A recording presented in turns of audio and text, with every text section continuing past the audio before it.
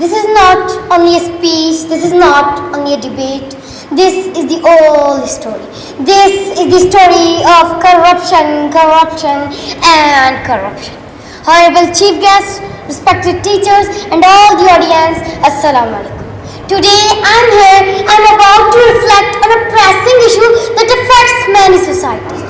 Corruption is an evil, Mr. President. Corruption in its various forms undermines justice, trust, the value of fairness, honesty and all moral systems.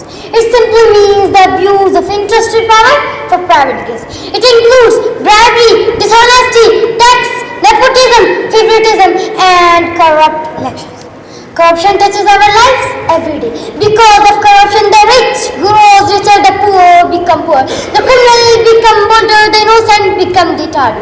Criteria for education is not based on merit. Honesty gets you killed, dishonesty gets you what you want. Mr. President, corruption is like a mosquito.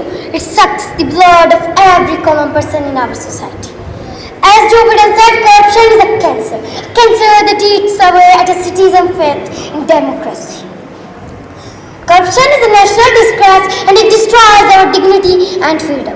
And our holy Prophet, peace be upon him, said, "May the curse of Allah be upon the one who gives bribe and the one who takes it." And there are several verses in Holy Quran. In Holy Quran, Allah Almighty says, وَلَا تَعْثَوْا فِي الْأَرْضِ مُفْسِدِينَ, and do not commit abuse on earth, spreading corruption. People must be told about the days of judgment and the sins which we are committing by conducting corruption. It is the duty of us to war against corruption because we are the leaders of tomorrow. Absolutely, from today we will say yes to justice and no to corruption. Thank you.